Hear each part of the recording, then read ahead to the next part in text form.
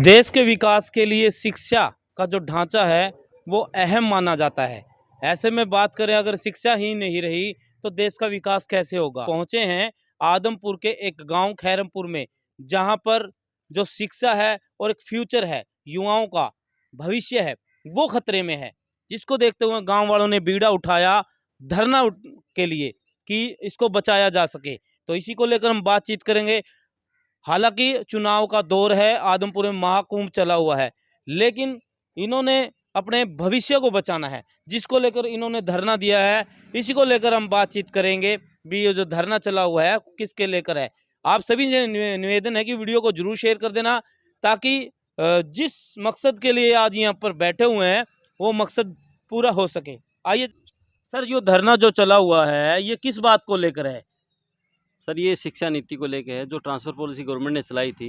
हमारे यहाँ 2 स्कूल है, एक गर्ल्स है एक बॉयज़ है। 10वीं तक का ही बॉयज़ का और 10वीं तक का ही गर्ल्स का है। पहले सारे टीचर थे लगभग, और अब 126 बच्चे हमारे पास छठी से 10वीं तक के।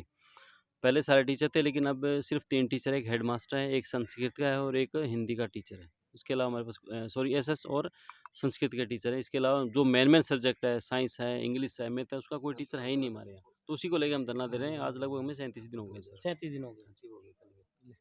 अगर बात करें सर, चुनाव का दौर है, जो आप धरना दे रहे हो, क्या कोई नेता पक्ष का या विपक्ष का आपके पास पहुंचा आपकी सुध लेने के लिए? विपक्ष वाले तो डेली आते हैं सर, लगभग आते ही रहते हैं, लेकिन सरकार की तरफ से हमारे पास कोई नुमाइंदा नहीं आया सर।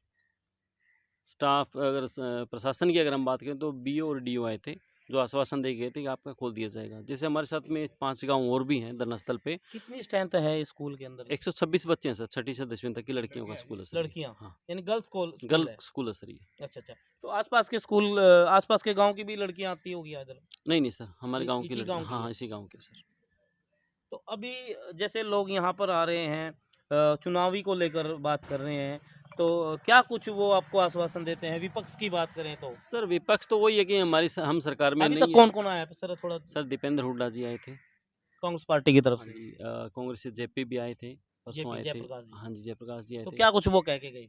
वही कि सर जब हमारी सरकार आएगी तो हम इस जो पॉलिसी है उसको हम चेंज करेंगे, जैसे यानी कि CRR रद्द में कर बताया देंगे। है, हाँ, रद्द। आपको लगता है जब सरकार आ जाती है तो लोग सर बातें भूल जाते हैं लगभग तो सभी सारे। हमें तो नेता एक जैसे ही लगते हैं सारे के सारे। और कौन सी पार्टी से आए थे? और ये आम आदमी पार्टी के आते रहते हैं सर। सत्येंद्र जी। सत्येंद्र जी भी आए थे, वो क्या कुछ भी आए थे। वो यही कि हम तो शिक्षा की लड़ाई लड़ रहे हैं। आम आदमी पार्टी का तो मेन मुद्दा ही हुआ है कि हम तो आम आदमी पार्टी हेल्थ और शिक्षा को लेके कर रहे हैं। हाँ जी सर। तो क्या कुछ ये भी बात आपने गांव वासियों ने तय की है कि अगर हमारे पास सरकार का कोई नुमाइंदा नहीं आता या सरकार का कोई व्यक्ति नहीं आता तो चुनाव में कहीं ना कहीं विरोध भी किया जाएगा? विरोध किया जाएगा जी, अच्छा जी। बिल्कुल। तो इसको लेकर कोई आपने कोई ज्ञापन वगैरह तो दिए होंगे? दिए है जी, डीओ साहब को बीओ साहब को दे रखे हैं, वहाँ डीसी साहब को दिया है इस जाके। 7,000 के आसपास कुछ है सर। यानी कि 33 वोट है। जो चुनाव है उसमें आपका बड़ा हिस्सा होता है। जी सर।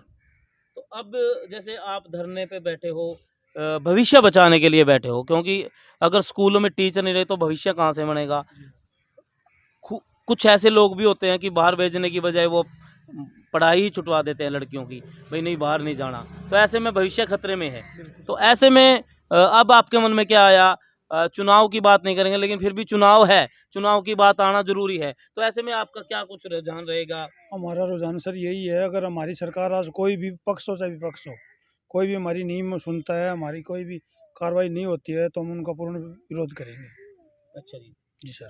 तो आपको किसी पर विश्वास जताया है भी ये व्यक्ति अगर आता है तो कहीं ना कहीं हमारी विश्वास तो देखो सर, हर कोई ना कोई बंदा, हर किसी फैमिली पार्टी के सत्येंद्र जी भी है सर। देखो मैं किसी का पर्सनली नाम तो नहीं लूँगा, पर मैं आपको ये जरूर कहूँगा, कोई ना कोई फैमिली, चाहे मेरे को लगा लो, कोई ना कोई हर किसी उस नेता से जुड़ा होता है। ठीक है, तो हम किसी की को उंगली नहीं करेंगे सीधा तो, बट देखते हैं हमारी कौन सुनवाई करता है। हम तो कम से कम 32-33 दिन से यहाँ बैठे ही हैं। क्या नाम आपका? गरुआ खैरमपुर जी। अच्छा, तो क्या लगता है कि आप किसको अपनी जो बातें मनवाने के लिए किस पर विश्वास जता रहे हैं कि हमारी अभी तक इस सरकार ने नहीं सुनी है? अगर हम सोचते हैं कि ये व्यक्ति आ जाए तो कहीं ना कहीं हमारी जो भविष्य है वो बच सकता है? जी, चाहे पक्ष हो या विपक्ष हो, क्योंकि अपनी रोटियां सेकती है, सबको पता है, चाहे कोई भी हो। और बात करें अगर बीजेपी सरकार की, तो आप देख रहे हो 2015-16 से तो मैं खुद इसमें भुगत भोगी हूँ। जहाँ लाठी डंडे बरसाना और अपने अगर कोई हक की लड़ाई लड़े तो, और रोज़ रोज़ नई नई नीतियाँ, जिससे कॉरपोरेट कंपनियों का फ़ायदा होता है और जो जनता है वो उनको उनसे हाँ, उनको नुकसान होता है, वो परेशान होती है।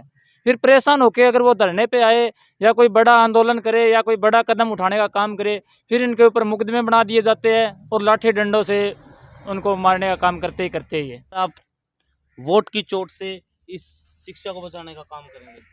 जी, यहाँ सबसे हमारा मुद्दा सबसे बड़ी शिक्षा के लिए है, सबसे बड़ी बात है। इस सरकार ने जी कोई मतलब छोड़ा को नहीं कोई चीज़ भी, शिक्षा हो, किसान हो, गेम हो, कुछ भी नहीं छोड़ा है।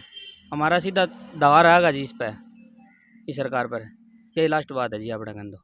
यानी कि अगर बात करें, ये गढ़ है जो बिश्नोई का माना जाता है।